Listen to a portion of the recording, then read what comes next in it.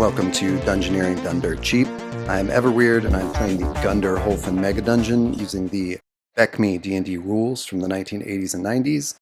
And this is a sunset session, as I have decided to call it. The sun is literally setting on my table, and the sun is setting in the game at this moment as two harpies approached my party as they were crossing the Ganfell Swamp and charmed all of my party, 6 characters, except for one, the fighter Ballad, who is perhaps the most reckless in his love for treasure and especially swords. Ballad has frequently gotten hurt. He is the only one who saved against the charming song of these harpies. They had also recently rescued a young noble named Declan. Declan is I believe, a 5th level fighter, and Declan also saved. So at this moment, my entire party, except these 2 individuals, are walking mindlessly towards the harpies who are swooping in, and Ballad and Declan are the only 2 able to do anything about this. It is the afternoon of the 23rd of the month of Cold, so it is late in the day, on a deep winter day, I guess, and I guess I can't delay the inevitable any further. We're somewhere here in the Ganfell Swamp. The harpies had just charmed the party. I'm going to flip open my Gunderholfen book to Declan's stats. Here he is. Young noble, 5th level fighter. He does not have his armor or weapons with him, nor any gold or anything like that. He has been captured by the hobgoblins in Gunderholfen and escaped himself as they backed off their control of the area. But he didn't know where to go, so he was kind of lost in the caves until my party stumbled across him. Also going to look up harpies, and here we go. We're rolling for initiative. 6. We get to go first.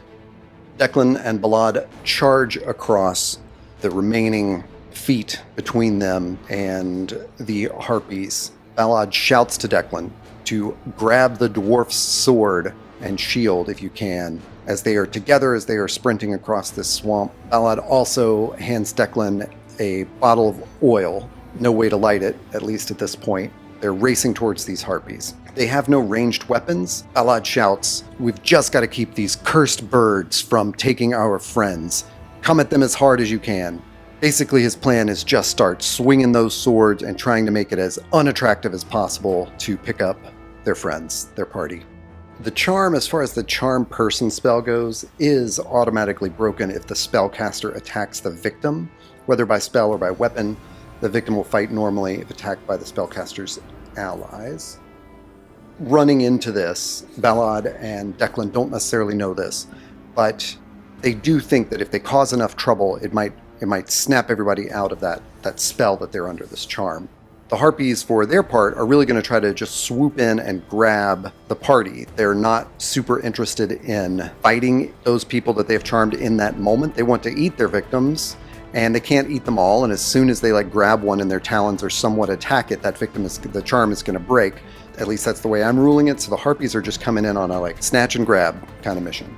We've got the initiative. We run up on that first harpy as it is coming in low, and Ballad shouts, "As soon as you can, throw that bottle of oil." His thinking is we can douse them in oil and then at a later time launch a flaming arrow or something like that at them. Ballad throws that bottle of oil.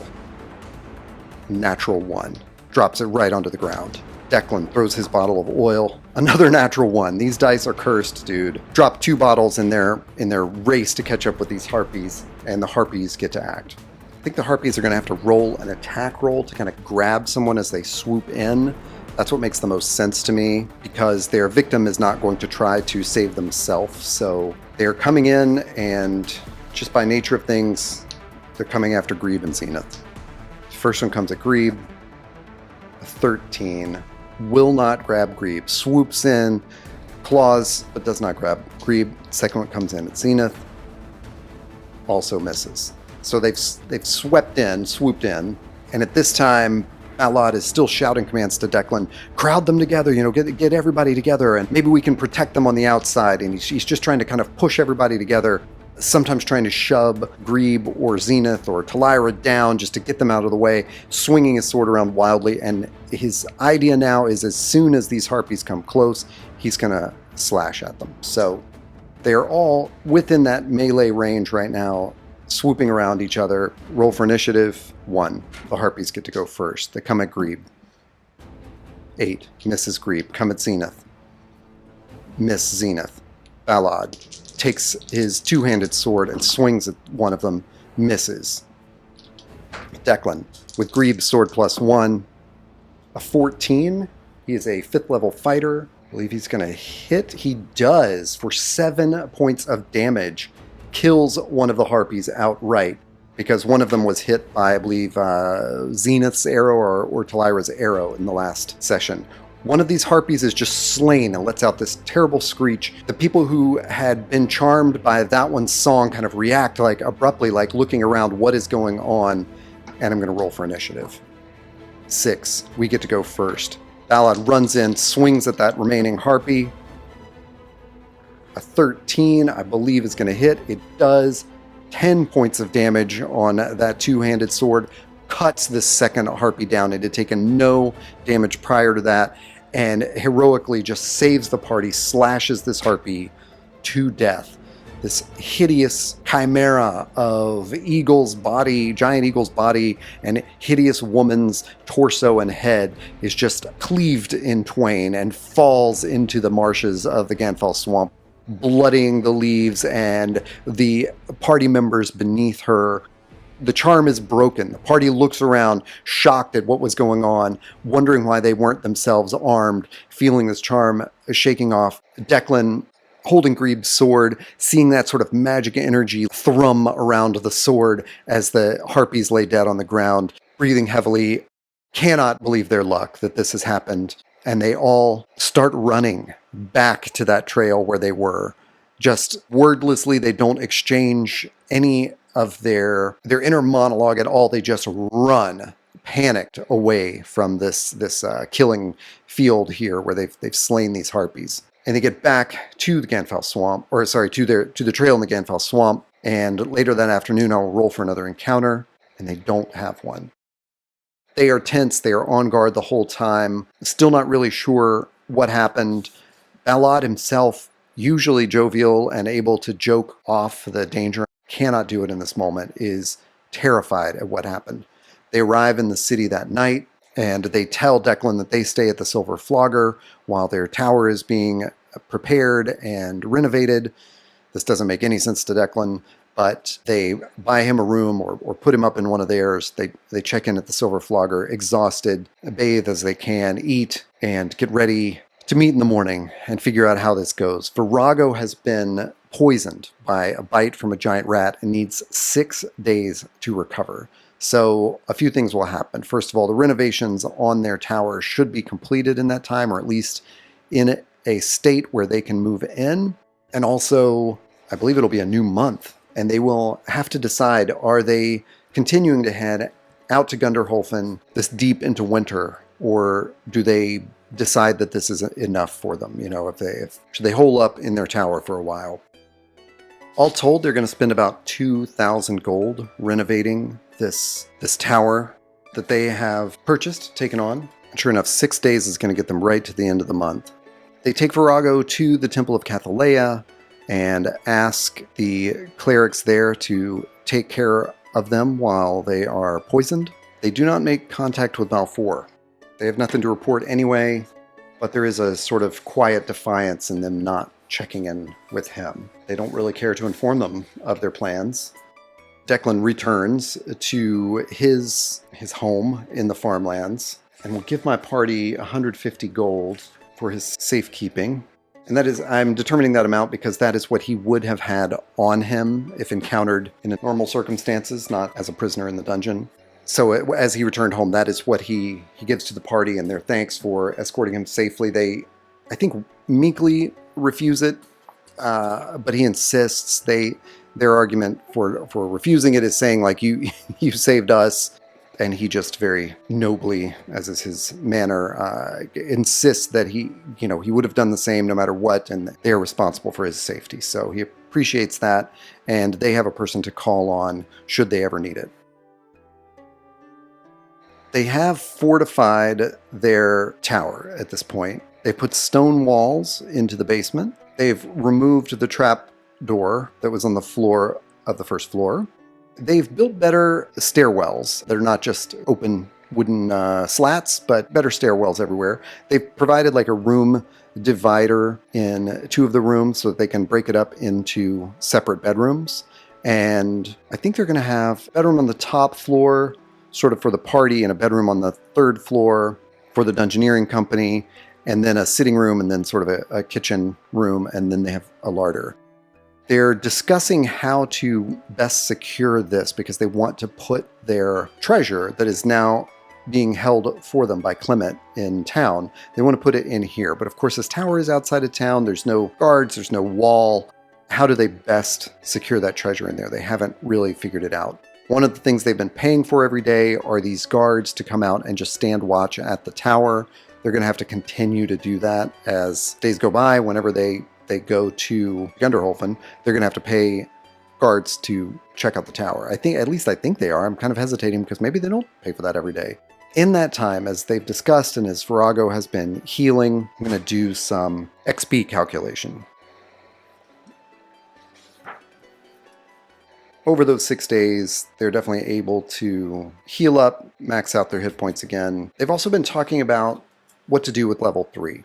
I kind of mentioned there's a sort of metagaming element going on here, which is because of the way the dungeon is keyed, the sort of default entrance to the third level is somewhere down here in the south. The rooms ascend in their numbering order. I've kind of come in the back entrance. So there's a little bit of spoilage going on as I look for the rooms that have higher numbers on them. I'm passing by the lower number rooms and sometimes seeing what's in there. That's not truly a problem for this.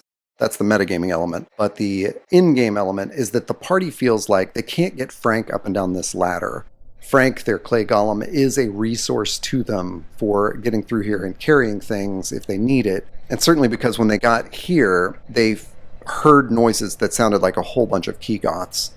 They're not really eager to go through that again. So they're discussing the viability of going to level 2, coming straight down to this room where they found the Vilstrox, and running to that door that they have not explored. The Vilstrox are extremely dangerous, and this just sounds really chancy and scary, and I don't think any of them truly want to do that, but it's sort of like, how else can we think around this problem? We ran into Jedri, who was a were-rat, pretending to be sick, running some kind of con that we didn't fully fall for because we surprised him in this room. But Jedri had a partner named Tiali who had summoned giant rats. We've not met Tiali, but presumably she is somewhere in these rooms down here. So there's just this danger of heading straight in. And we don't know about heading straight west because we run into that room. We don't know how big the room is, but it sounded like several Keygoths were in it. Obviously, it's a week later. Those monsters are not going to be in the same place, but we're cautious. As this plays out and we discuss it, I think Talira's going to have the final vote in here. And Talira says, this time, let's go at night. Let's see if that landscape changes. If we march through and just go straight into the dungeon. Maybe not after the day of marching through the swamp, but they could travel to the swamp at different hours or camp out for a bit and then come in at night and see if the landscape has changed. So that's what they're intending to do. They're going to spend that entire day, the last day of the month of cold, traveling out there, making a camp and hunting, setting up a bit. So on the first day of the month of Wolf, they spend the day prepping outside the dungeon, observing that entrance, the hobgoblin entrance up on level 1, just to see if they see anything coming and going there. Do they see anything coming and going? I'm going to do what I was doing in the last game, which is roll my fate dice, and the positive markers are more favorable and the negative are less favorable. If you're not familiar with the fate die, it has 2 sides with pluses and 2 sides with minuses. There are the 2 pluses, there are the 2 minuses, and then 2 blank sides. So it's a dead even bell curve as far as I understand. So it's truly like a marker of fate here. So it's negative. Does that mean they see monsters coming and going? I think it does. And because the landscape has changed within the first level of Gunderholfen, I'm using the encounter table for level 1 dungeons. That's just straight out of Beckme. It's not particularly fearsome. They see some geckos entering. Is that a monster I don't know about? Or is that literally a gecko? A 5-foot-long lizard colored pale blue with orange-brown spots. Geckos are nocturnal carnivores. They hunt by climbing walls or trees with their specially adapted feet and the drop. Okay, so it is a pretty huge lizard. We see two of them.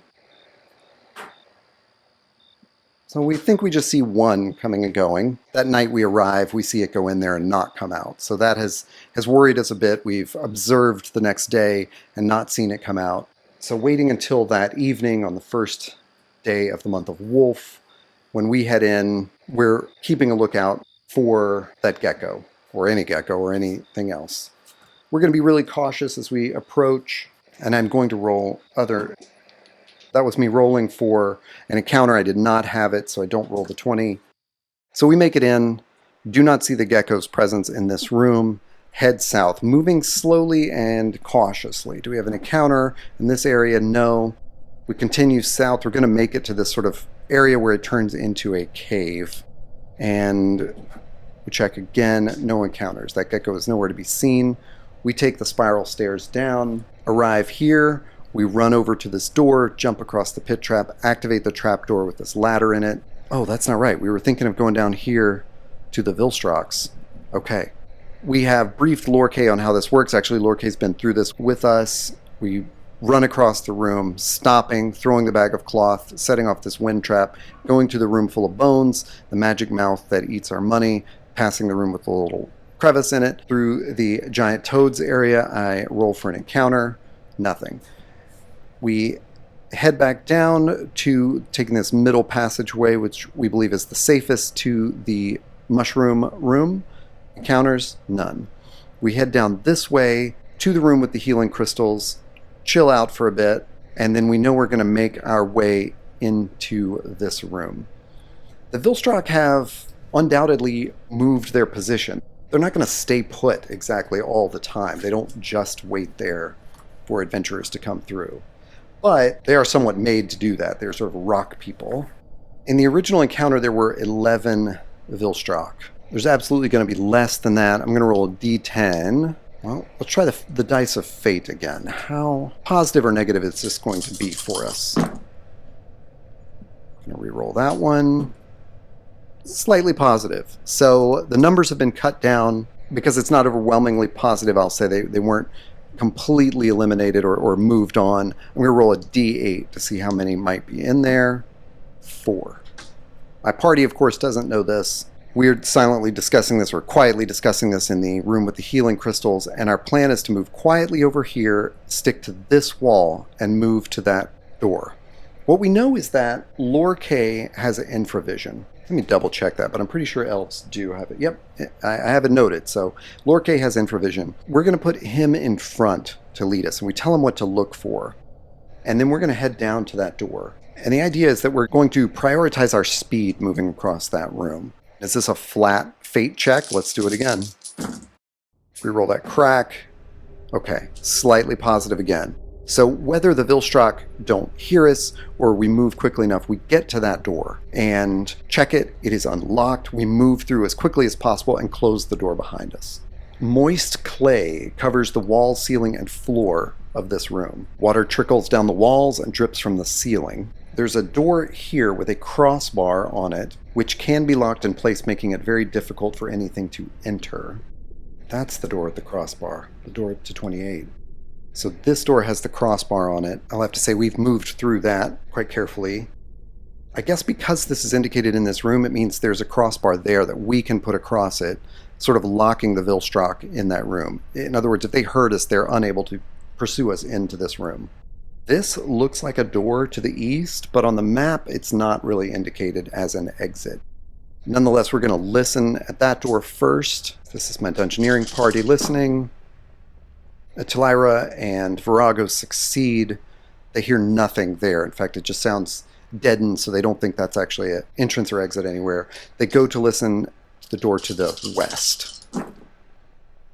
Again, Talira and Virago succeed, and they do not hear anything in there. They carefully open that door. I'm going to have to fudge some dimensions here. There's sort of 2 more doors here to the north and to the west. So 1, we go north. 2, we go west. 1, we go north. We listen at that door. This time no one hears anything. It's very indeterminate. We take up our arms, open that door, and what we find is a stairwell descending. We think we know where that's going to go, to the 3rd level. I mean, we don't know exactly where on the 3rd level, but we will listen at the next door before we enter. We want to check out everything here. So this time, Lorkay is pretty sure he hears anything, if there's anything to be heard, and nothing. We open up this room and find nothing in it but a quiver with 8 bolts in it. This time, we return to those stairs and descend with Frank coming with us. We descend about 100 feet, and we find ourselves on level 3. The ceilings on this level are 9 feet high in the corridors, 12 feet in the rooms. Walls and ceilings are constructed of hewn rock, punctuated by sections of laid stone and rough brickwork. Most of the rock and brick is of a dark gray color. Doors are generally of solid wood with pull ring handles and locks. But the room that we're on down here is new to us. We've landed on level 3, and I don't know how I'm going to map this because it is far, far down here. I think I'm going to take a second and catch this map up, maybe.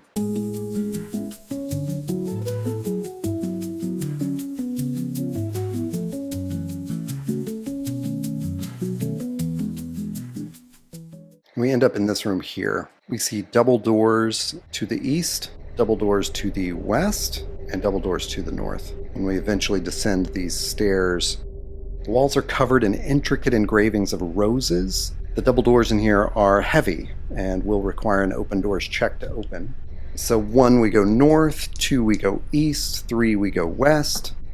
1, we go north. We discover those doors are quite heavy, and the fighting company plus Blaine and Lorkay, I imagine,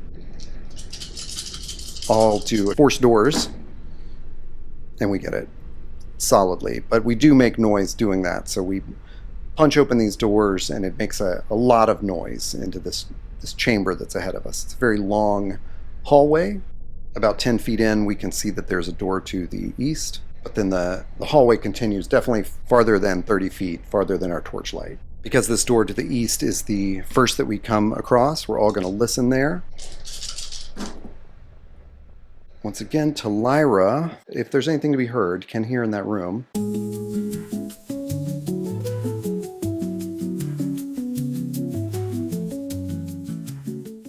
Literally just at this instant, realized I had a fan on in the background, so I may have ruined the first half hour of my recording or more. I really hope not. When we go into this room, we find the floor is covered with wood splinters, and there's several broken shields and rusty swords littered about. We do the same listening and checking. I'd rolled those earlier. We are sure we hear anything that could be in there, but we go into this room and see several cracks in the ceiling, allowing water to drip in and form small puddles on the rock floor. There's a collapsed set of shelves, and in the southeast corner is a broken cupboard. Going into this room, there's a lever on the wall. Does anyone in my party want to pull it? No. We had a previous encounter where we pressed a lot of buttons on something and nothing happened, or we weren't sure if something happened. We were afraid we were arming some trap for the future, so we don't want to pull this lever until we have a reason to. So we feel like we've inspected all these rooms. We head back out in that hallway and let our torch shine a little farther north. And we're going to see that door over to the west. And I think standing there in front of that door, we can kind of see the shape of this hall ahead. So we listen at that door. And Talira again, if there's anything to be heard, she feels like she's got a good listen to it. When we enter this room, after being sure we could hear anything in there, we see it's just a small hallway, about 20 feet long, and there's another door. That door appears to be jammed shut. We listen at it, not loving that it's jammed. Talira again feels like she has a pretty good chance of hearing anything. We can see a light coming in from under the door, but we don't hear anything there. So we take up our offensive positions and head in, and we see, we've got to do a stuck doors check, or force doors. So Dungeoneering party, Blaine and Lorkay. Wow. Blaine is the only one who succeeds, gets that door open, this loud creaking as it bangs open. And we see broken skulls and bones scattered about this room. There are 3 stakes in the middle of the room. On each is a decapitated Key-Goth head. The heads look as though they were decapitated within the last week, so since we've been here last. We're going to listen at that door. We've made a whole lot of noise here. We do hear something. It sounds a bit distant. So Talira warns them that she hears something, it sounds distant, and we decide to proceed. Or do we want to go up? How frightening does that sound? Not very frightening at all. So we head in. We head in through this door. We're faced with a passageway. It's about 30 feet long, north to south. The noise we can now hear a little bit more plainly seems to be coming from up here. So I think we're going to head south first. Talira and Virago will attempt to move silently.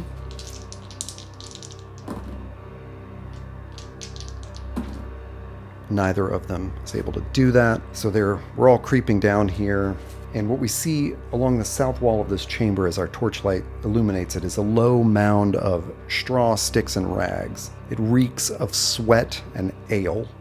We can hear something around this corner. It is not illuminated. And our torch, as soon as we get into this room, is going to light up in that way. We can hear this kind of rustling up there. And Grebe shoots a look to the party that says, well, we've already roused it. We should probably face this, or at least see what it is. We take a few steps, and we see this creature become illuminated by our torchlight. There's a haggard old ogre occupying this room. It looks like it's seen some better days. It does not look very energetic. I'm going to roll a reaction. Monster is cautious. Seems to see us approaching and does not make a move. We can see in the corner of this room, a torch is burning in one corner, and we see furs and skins lining the walls and a pile of broken skulls standing in the north corner. That's what we first see as we illuminate it. There's also an open barrel. We're not exactly sure what's in this barrel. The ogre itself is carrying a spiked club. I don't know anybody who could bargain, how we could bargain with this ogre. I believe Blaine will take out a ration, and he's going to kind of take that ration out, hold his hand out like he's offering it, and gently toss it into that room so it doesn't look disrespectful, but enough to hopefully pacify this ogre. As we leave this hallway and go here, we empty out a couple of bottles of our oil. Our idea is that if this ogre does chase us, we presume its feet will be covered in oil and we can light it on fire, throw another flask of burning oil at it. But we're going to head north. Listening again, it's very clear as we head north. It sounds like there's more than one creature up here. We can peer around this corner and see that the hallway extends about 30 feet east to west, and then it breaks north at the end of it. It seems like that's where the noise is coming from, and that there is a door right here. So again, Talira and Virago are going to run up to that door, and they're going to listen. The whole main party will do that, and the Dungeoneering Company will sort of stand back guarding. Zenith with her bow and arrow, and Grebe and Ballad ready to rush in. So we listen at that door. Virago is pretty sure that they hear nothing ahead to the north, but the door to this room is stuck fast, so as we test it a little bit, we cannot push it open. We know if we bang it open, we're going to alert whatever's in this room. Talira attempts to hide in the shadows and does make it. Talira sticks in the shadows, kind of walks around the corner, and sees 3 ogres in this room. They're playing a game, so they're a little bit distracted. They're playing with skulls. Same crude bedding in here, straw, sticks, fur. She sneaks back to the south end of that hall. We're going to pour out 2 more flasks of oil there, and we're going to try to force this door open. So we all get together. Talira and Virago will not try to force that door. The fighting company, as well as Blaine and Lorkay, are trying this. They slam it open.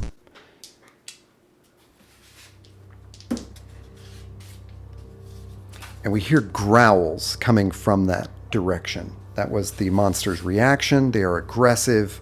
We move into this room. It is illuminated. It's about 50 feet in there to the back and about 30 feet across. The room is covered in broken weapons and littered with bones. In the center of the room is a stake with a Kegoth skull stuck on it. There's a dirty banner with crude writing on the stake. We are unable to read it. It is in a language we don't understand. So 1 round later, I roll the reaction from those ogres to the south. And this time they are being cautious. So I'm supposed to roll again in 1 round, but they've come out to sniff around. This door is closed again. They assume it's probably one of their comrades. They do nothing. We go to this door, and we listen again. Talira again gets a good roll, and nothing. So we cautiously open that door.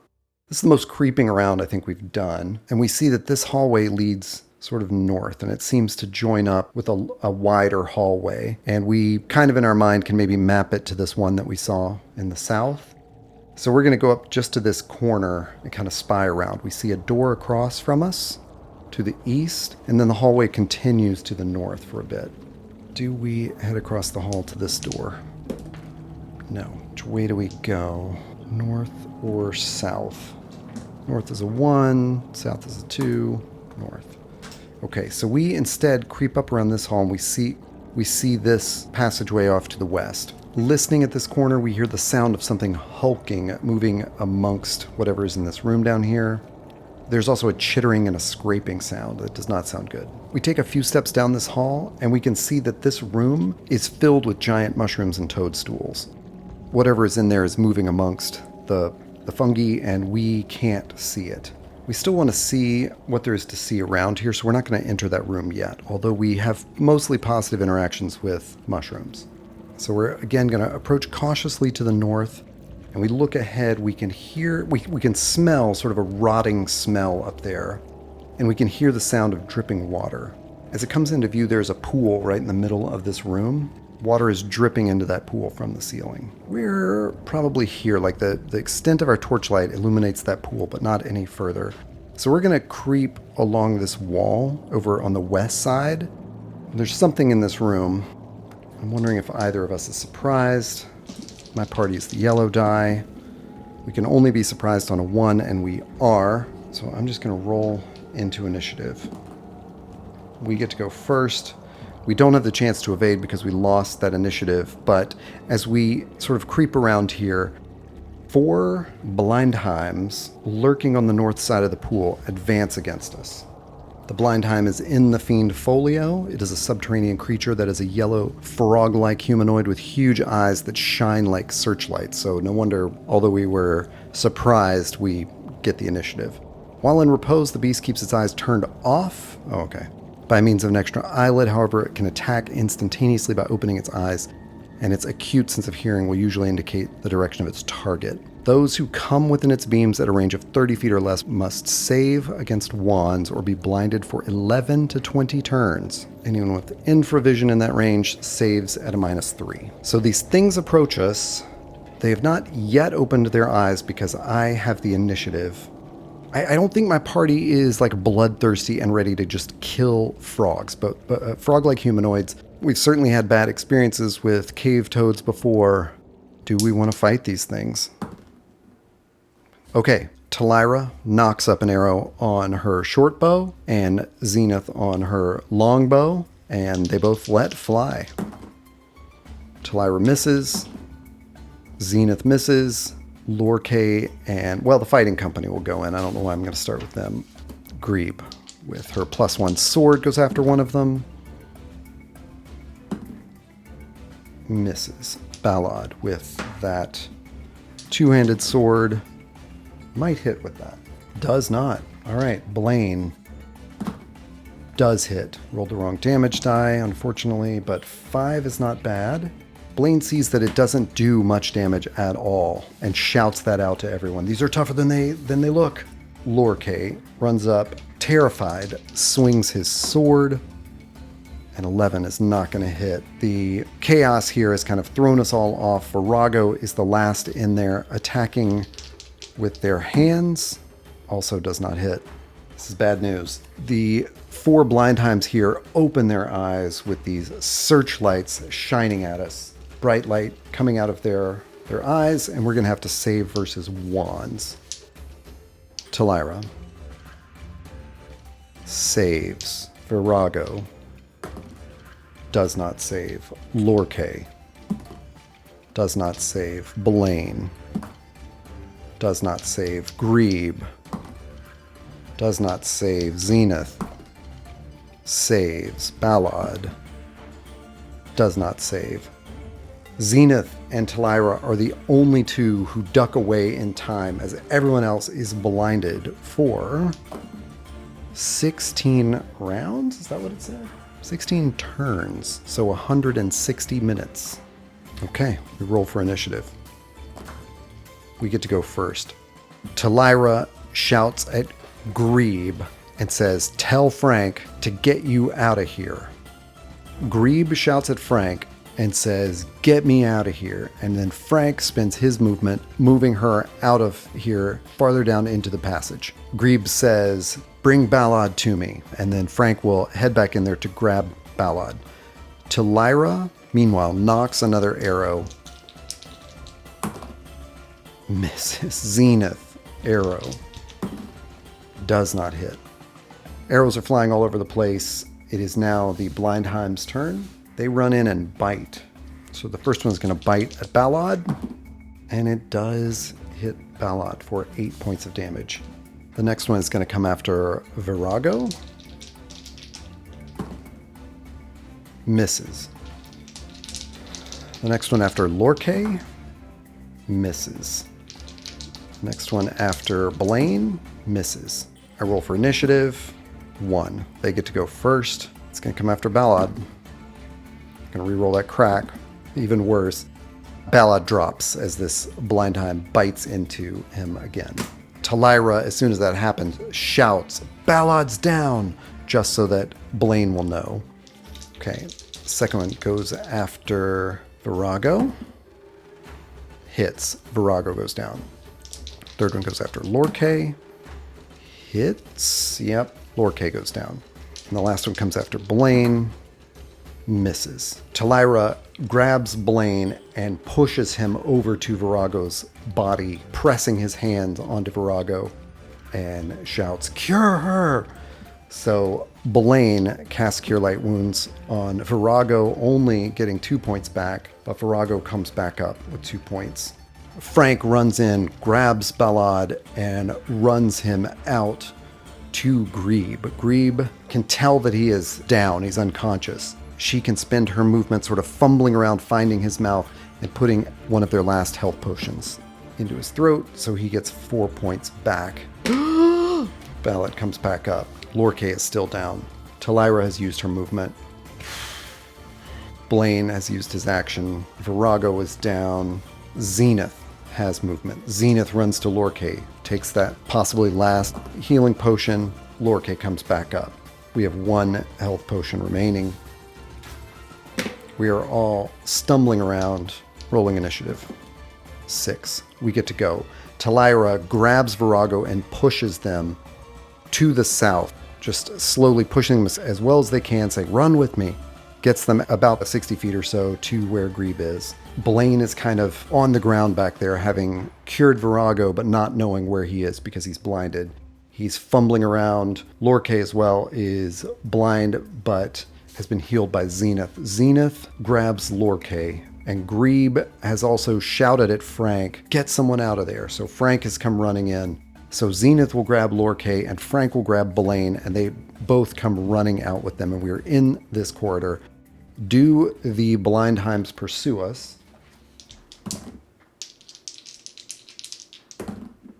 The monster is cautious as we've all run out of there and does not immediately pursue us. In that tunnel, we don't know what might be safe. We shove our way down. We know we don't want to go this way because we know there are ogres back there. We heard this chittering and shuffling sound, and here we go to that door. Talira is going to listen. Not sure of anything that she might hear. Glances over at Zenith, the only other person who can see right now, and they just shrug. What can we do? They open that door and they go into this room. In this room is a 3-foot high by 2-foot wide pedestal. Carved around the pedestal in the bas relief are images of dwarves crouching with their hands spread flat above their heads as though they are supporting something. We have no time to analyze that. We scan the room quickly, don't see anything here. We tell some of our blinded fighters to just sit down in front of the door, just block that door. We describe this carving to Grebe, asking if she knows anything that this might mean. They tell her it's, it looks like these dwarves they have their hands out as though they're supporting something. Grebe wonders if one of them should stand on it. Yes. So Grebe walks over and stands on this. There's a magic radiating off this pedestal, and it casts Cure Serious Wounds only on a dwarf and only once every 24 hours. I think it's a much cooler idea to think Grebe stands on this pedestal blind and her sight comes back and she tells them like, oh my God, it worked. It removed the blindness. They scramble and put Virago on it, but Virago remains blind. They do this going through the whole party. Everyone else remains blind except for Grebe. They have 160 minutes of this blindness. They don't know that, of course. They just think we've got to wait it out. And that's where I will end the session with them all blind in this room with the pedestal.